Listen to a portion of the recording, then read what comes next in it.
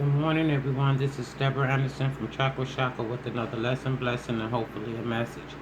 Father, Yah'S, that you come into the room and you speak to me and through me, that someone make it a lesson, blessing, or a message. Our Father, which art in heaven, hallowed be thy name. Thy kingdom come, thy will be done on earth as it is in heaven. Give us this day our daily bread, and forgive us our debts as we forgive our debtors. Lead us not into temptation, but deliver us from evil. For thine is the power, the kingdom, and the glory forever and ever. Hallelujah. Yah has not given us a spirit of fear, but power, love, and a sound mind. No weapon formed against us shall prosper. Any tongue that rises against us in judgment, Yah shall condemn. For we are the righteousness and the inheritance of the Most High Yah. Hallelujah. All right, you guys. Today the lesson is coming from the book of Daniel, chapter 6, verses 1 through 24. And I'll start reading at verse 1. It pleased Darius to set up over the kingdom 120 princes, which should be over the whole kingdom, and over these 3 presidents, of whom Daniel was first. The prince might give accounts unto them, and the king should have no damage. So what was going on was the king, he not like the Most High Yah. He can't be omnipresent. He can't be everywhere at one time. So he had to set up men to watch this group, that group, because remember, this is the kingdom of Babylon. Darius was the king of Babylon, and it was pretty big, and they had went and they had took Israel as a spoil. So they had taken the Israelites into captivity, some of them, not all of them, but some, and they took them into captivity into Babylonia.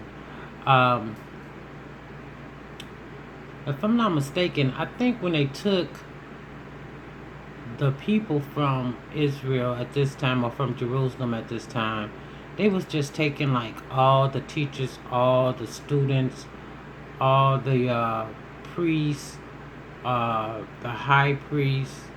They was taking all the important people out and bringing them unto themselves as slaves. Now, once they got into the land of Babylonia,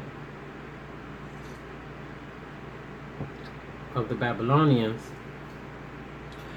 the Babylonian king, which was Darius, he set 120 princes over them, like overseers or watchmen or whatever you want to call them, to watch over Daniel.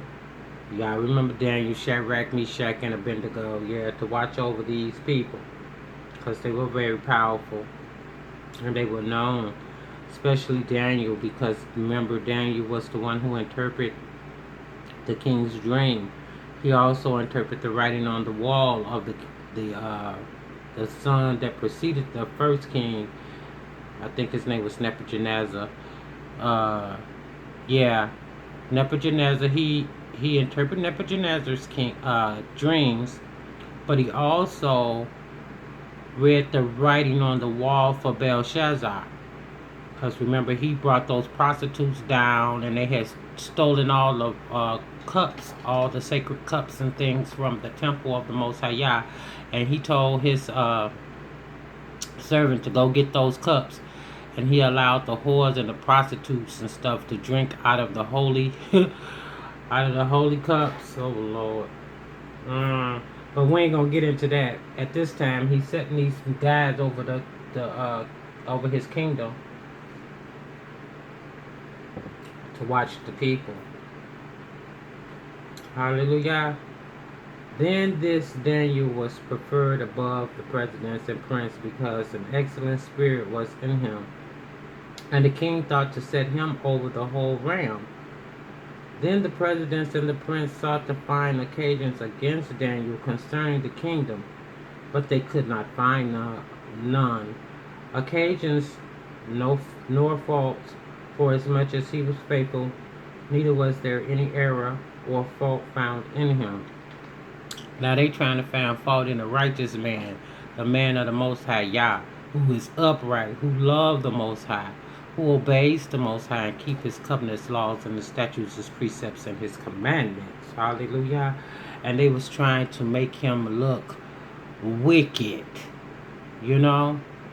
I mean, people do this all over the world. When the Most High choose people to lead or guide or teach, there are people who are wicked and they don't want others to learn, be led or guide, or they be jealous of the person who's been put in this position, so they go after them.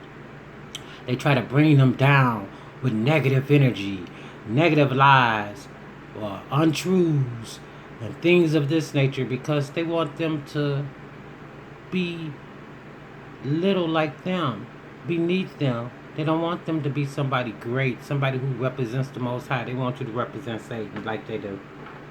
Ain't gonna happen.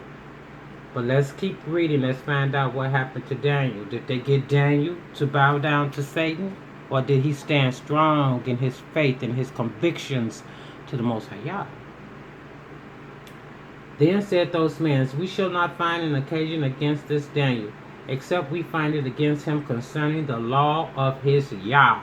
Now they're going to go and use the Father to try to condemn this man of some unrighteousness.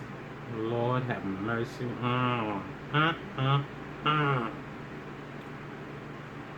Then these presidents and princes assembled together to the king and said thus unto the king Darius, live forever.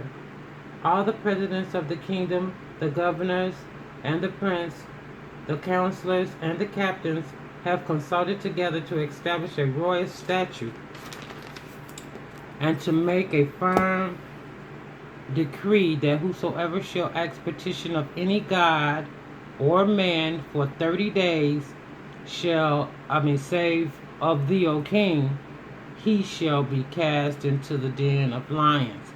So what they were saying was, for 30 days, it was going to be like a bell, or just like they did in Israel, or a trumpet or something that sounds. And every day at the same time for 30 days, they were to bow down and worship this king, King Darius. The king said it sounded like a good thing to do. Yeah, let them worship me once a day for 30 days. And whoever don't obey these rules and these laws don't bow down to me once a day, we should throw them into the lion's den. Lord have mercy.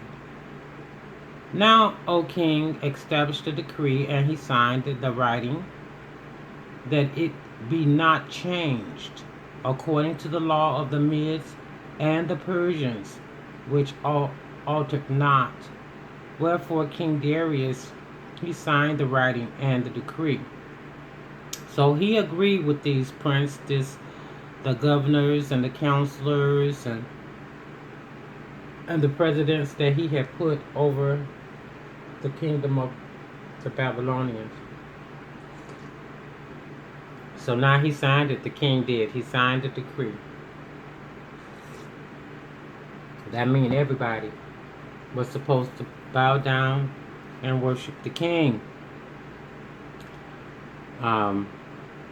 He wasn't thinking, he did not have Daniel in mind when he wrote that, signed that decree. He didn't have Daniel in mind because he loved Daniel. He respected Daniel. He respected the Most High Yah.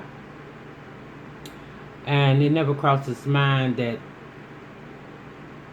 Daniel would be the one that be accused of breaking this decree, because him and Daniel had a little bond. Now, when I'm at verse 10, now when Daniel knew that the writing was signed, he went into his house, and his window being open in the chamber towards Jerusalem, he kneeled upon his knees 3 times a day and prayed and gave thanks before his Yah, as he did aforetime. So this is something Daniel always done. This was his practice. This was his will. This was his way. He was going to worship the Most High no matter where he was taken. And remember I told you the Most High said we should not turn our backs on him no matter where land we end up in, no matter who takes you into captivity. You should always remember the Most High Yah and to keep his ways. So that's what Daniel was doing. He was doing what he had always done. But then these men assembled and found Daniel praying and making supplications before the Most High.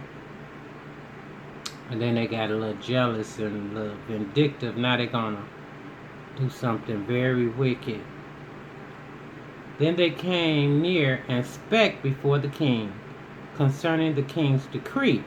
Here they go. Hast thou not signed a decree that every man that shall ask a petition of any god or man within 30 days, save thee, O king, shall be cast into the den of lions? Then the king answered and said, the thing is true, according to the law of the Medes and the Persians, which altered not. Then answered they and said before the king, that Daniel, which is of the children of the captivity of Judah, regarded not thee, O king, nor the decree that thou hast signed, but maketh his petition 3 times a day. So see, they went and stewed or told on Daniel, saying that Daniel was in there worshiping other gods. He wasn't bowing down to the king Darius. And he was doing it 3 times a day. Then the king, when he heard these words, was sore displeased with himself, and set his heart on Daniel to deliver him, and he labored till the going down of the sun to deliver him. See, the king knew he had made a mistake, because Daniel was one of his favorite people. Loyal, true, honest, faithful. Now he have to deal with throwing Daniel into the lion's den when he know Daniel wasn't worthy to be thrown into the lion's den. He didn't need that. He didn't deserve that.